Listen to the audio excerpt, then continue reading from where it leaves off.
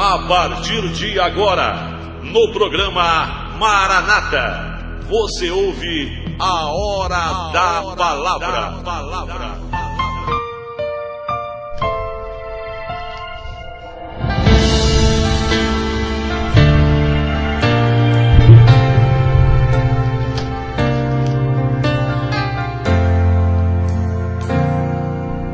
Livro de Neemias, capítulo 4, versos 7 e 8, diz: E sucedeu que, ouvindo Sambalate e Tobias, e os árabes, os amonitas e os asdoditas, que tanto iam crescendo a reparação dos muros de Jerusalém, que já as roturas se começavam a tapar, iraram-se sobremodo, e ligaram-se entre si todos, para virem guerrear contra Jerusalém, e para desviarem do seu intento.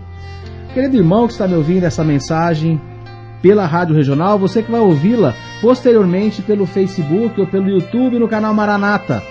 Nós temos aqui um registro histórico do Antigo Testamento. Neemias era o copeiro de um rei, que estava distante de Jerusalém. E ele era responsável por provar a comida do rei, porque caso a comida estivesse envenenada, quem morreria era Neemias e não o rei. Então ele era usado como um escudo para proteger o rei de qualquer atentado.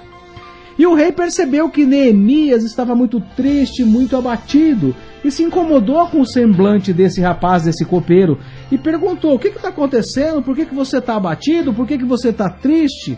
Ele disse: olha, Senhor, me causa muita tristeza saber que a terra dos meus pais, aonde viveram meus antepassados, está totalmente em ruínas, destruída, e me entristece muito saber da condição a qual está Jerusalém. E aí ele pergunta, o rei se sensibiliza com a condição de Neemias e pergunta: mas o que você gostaria, o que eu poderia fazer para ajudá-lo? Ele diz assim: olha, se o senhor permitisse e criasse condições, tanto me liberando como com recursos, com madeira, com material de construção, para ir para Jerusalém, reconstruir a terra dos meus pais, seria um motivo de grande satisfação por minha parte.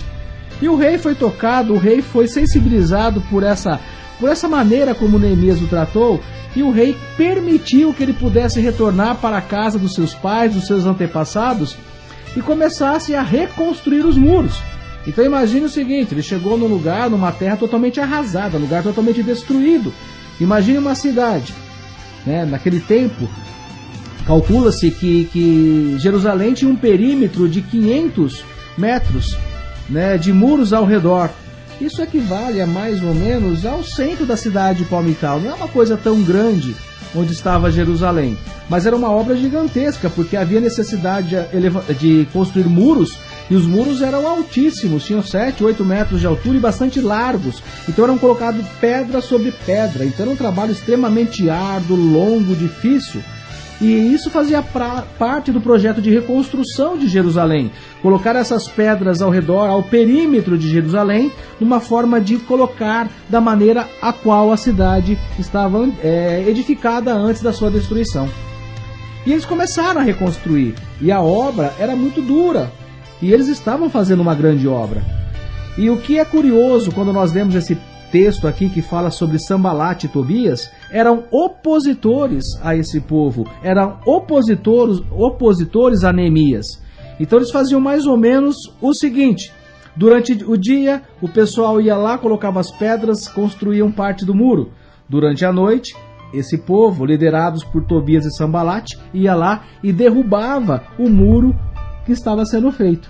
Durante a luz do dia, eles construíam, e durante a noite, na escuridão, nas entranhas dos seus movimentos, eles colocavam abaixo aquilo que havia feito durante o dia. E eles conseguiram construir a obra, mas depois de muita luta, de muita batalha, eles conseguiram vencer esse inimigo que destruía suas obras. Mas a mão de Deus foi poderosa e determinante para o sucesso dessa reconstrução. Eu queria refletir com você sobre como essa palavra pode estar vinculada às suas ações no seu dia a dia.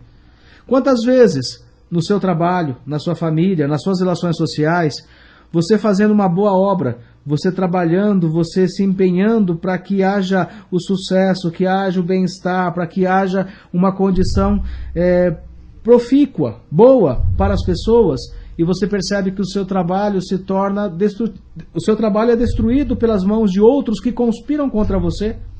De repente, dentro da tua própria família, você está lutando, você está trabalhando para que haja um acerto, para que haja uma concordância, para que haja paz, para que haja uma união entre todos. E por trás, muitos conspiram contra isso, de maneira que tudo aquilo que você faz, de maneira clara, alguém na escuridão, alguém de maneira sorrateira, coloca em xeque tudo aquilo que você fez.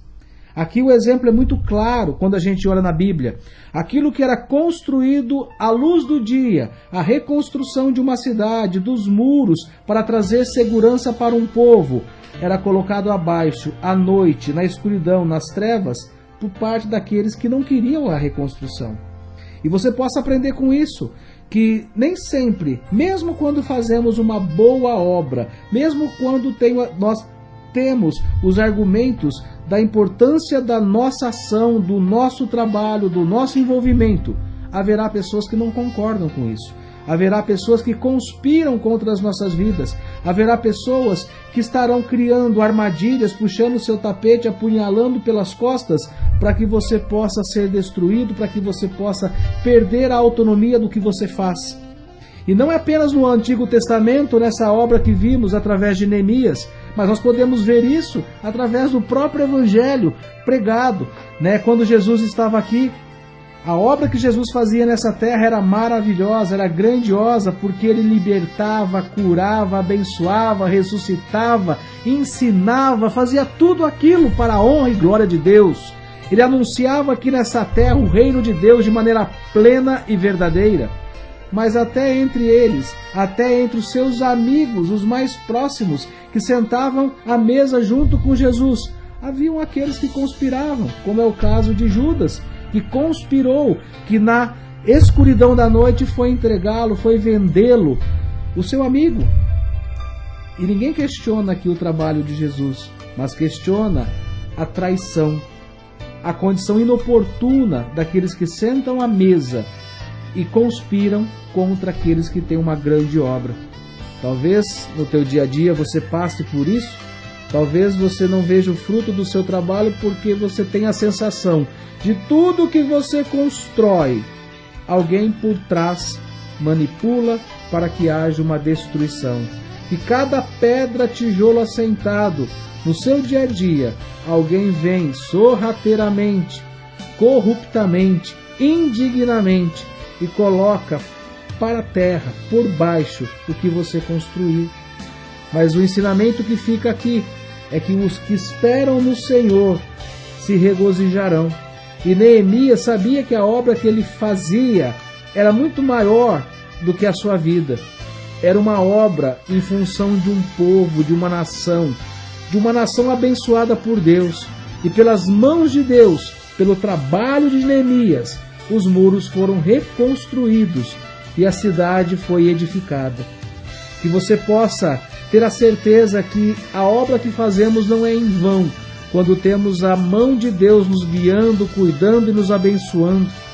Que você possa colocar todas as suas aflições, as suas dúvidas, as suas incertezas, as suas angústias na mão de Deus, porque Deus é soberanamente maior do que o problema, maior do que o opositor.